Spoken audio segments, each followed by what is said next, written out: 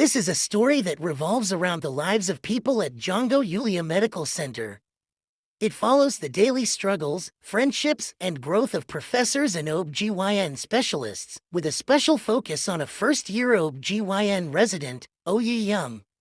One day, Younjung suddenly finds herself in a high-stress emergency situation. A patient urgently needs surgery, and she's the one expected to operate. But there's a strange, almost comical detail. Her fingernails are covered with elaborate manicure decorations.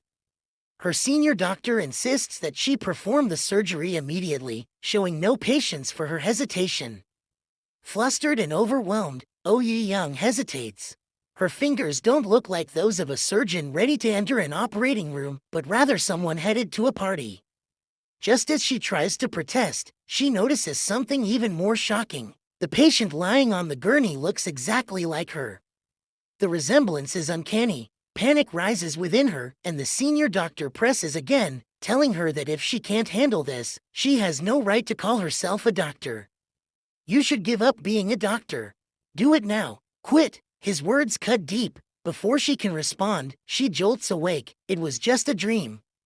She finds herself lying in a spa room, wrapped in towels and surrounded by a relaxing aroma. The senior doctor who had just pressured her in the operating room is now standing in front of her again, but this time as a spa attendant, smiling politely. Let's begin with the premium oil treatment, as usual, he says calmly. Younjung blinks in confusion, still trying to piece together where she is and how she ended up there.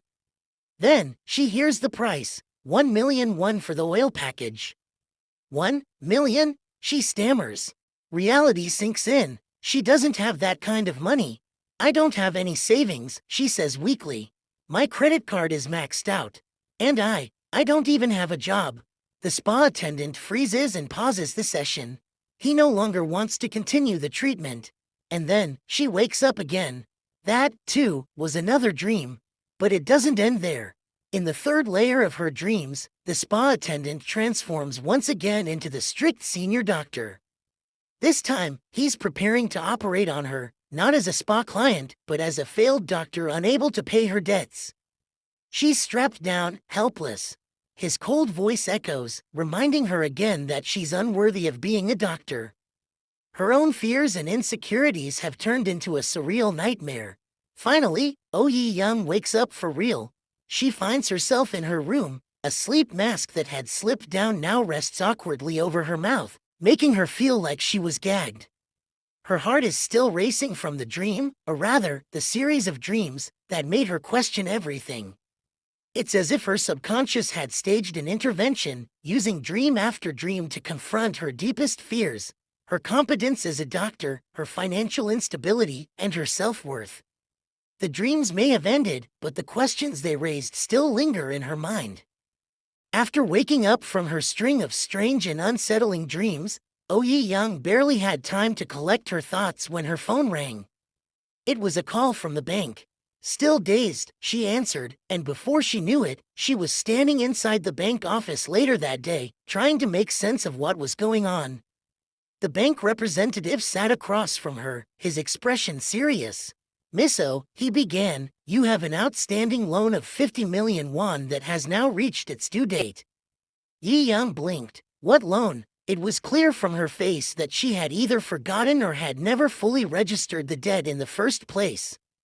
The bank official, flipping through her file, remained professional. "If you're unable to repay the loan at this time, we can extend the payment term.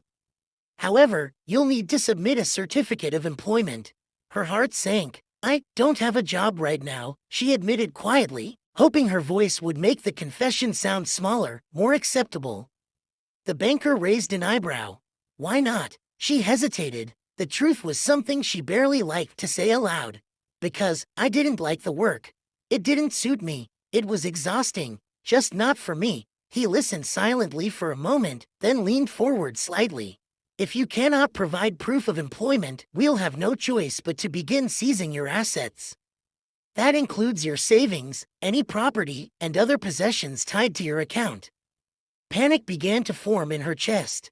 She didn't have many assets to begin with, but the idea of losing even those little things, Her small comforts, her independence, terrified her.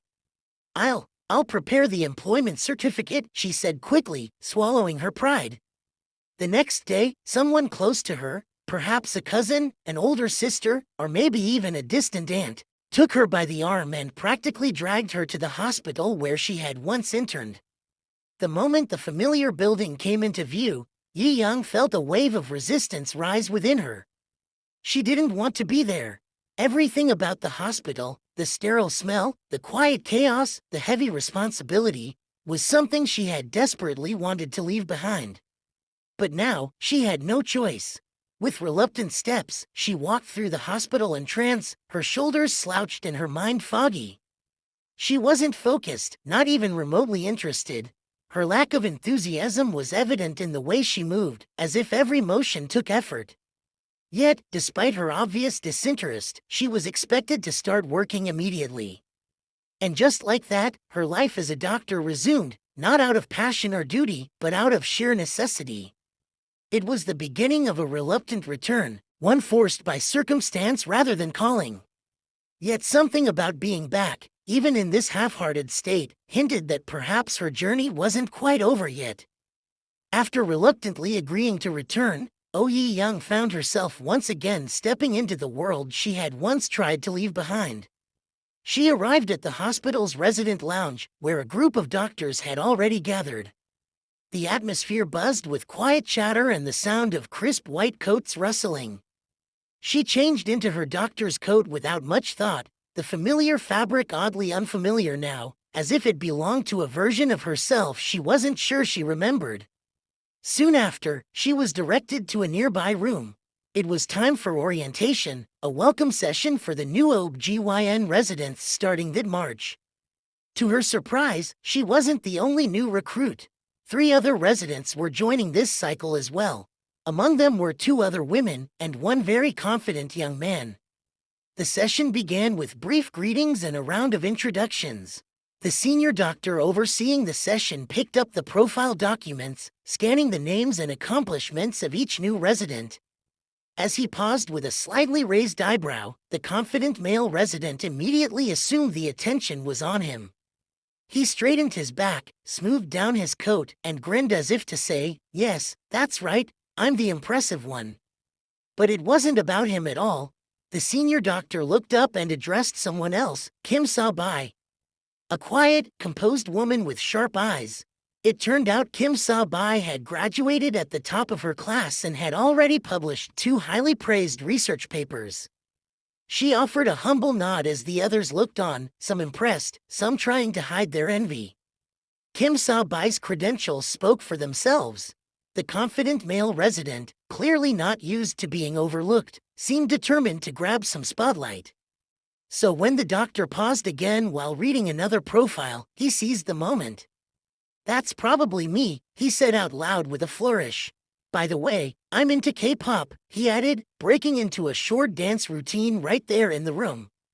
It was awkward. The 3 women stared blankly. No one clapped. No one even seemed to recognize the choreography. He slowly stopped, brushing it off like it was a joke. But it clearly wasn't. The attention, once again, wasn't meant for him. It was actually for Pyo Nam-kyung, another resident who, coincidentally, had graduated from the same university as Young. Young, still disinterested in the whole affair, turned her face away and muttered, "Oh, right," as if trying to remember the name. She made a few half-hearted guesses in her head, Nam-com? Nam-kyu? But nothing clicked. Clearly, they hadn't been close during their student days. Then, at last, it was the confident young man's turn. His name? JL, but the doctor wasn't surprised by his profile. No, he was startled for another reason entirely. "Mr. The doctor said slowly, your lab coat is on backwards." A wave of embarrassed laughter swept through the room as JL looked down and realized his mistake. His proud entrance had been undone by a simple wardrobe error. With that, the introductions came to an end. Everyone had made their first impression, some sharp, some strange, and some completely off the mark. And for Young, it was the start of something she didn't want, but maybe, just maybe, something she needed. Each of the 4 new OBGYN residents had their own quirks and distinct personalities that began to unfold from the very first day. Starting with Younjung, who, despite barely stepping into the hospital as a resident, was immediately thrown into the deep end. On her first day, she was ordered to scrub in for a surgery. Her heart pounded, her nerves frayed, but she tried to stay composed. After changing into full surgical gear, the sterile gown, the cap, the gloves, and the protective eyewear, she stepped into the operating room. But something was off. Her vision was blurry, as if someone had fogged up her glasses. She blinked repeatedly, hoping it would clear up on its own, but said nothing. Then, the senior doctor leading the operation looked straight at her and said, "Your vision must be blurry, right?" Younjung was stunned. How did he know? She thought. Without waiting for a response, the doctor motioned to his assistant, who walked over and swiftly removed the plastic film that was still covering the lenses of her protective goggles. Younjung blinked again, this time in surprise, and let out a soft laugh. She hadn't even realized there was a protective film that needed peeling off. But the embarrassment didn't stop there. Moments later, while momentarily distracted, she instinctively reached up to adjust the back of her neck, where her hair felt slightly out of place, completely forgetting she was wearing sterile gloves. A voice rang out across the room. "There's been contamination." The assistant didn't waste a second. He stepped forward and replaced her gloves without a word, but the damage was done. Her confidence took a nosedive. It wasn't even lunchtime on her first day, and her reputation had already started to crumble. From a distance, Pyo Nam-kyung watched everything unfold with a quiet smirk. She had always viewed Younjung as her rival, even if the feeling wasn't mutual. To see her stumble like that? It was satisfying, a secret victory in an unspoken competition. Pyo herself was busy juggling emergency patients, moving quickly from one case to another. Her focus was sharp, and although her personal traits hadn't fully come to light yet, it was clear she took her responsibilities seriously. The standout among them all, however, was JL. His defining trait became obvious almost immediately. He was obsessively diligent. He followed every instruction to the letter, often double and triple checking patient charts, constantly making rounds, and reporting the tiniest of updates. If he noticed even the slightest change in a patient's condition, a pulse that seemed just a little too fast, a minor variation in temperature, he would call the supervising doctor, often in the middle of the night. At first, the seniors appreciated his thoroughness. But soon, his constant updates became exhausting. One supervising doctor sighed after yet another call and muttered, "If he calls one more time to report a hiccup, I might need medical attention myself." And so, the 4 residents settled into their new roles, each of them carrying different strengths, different flaws, and different stories, not yet friends, not yet foes, but inevitably bound by the trials of the hospital walls.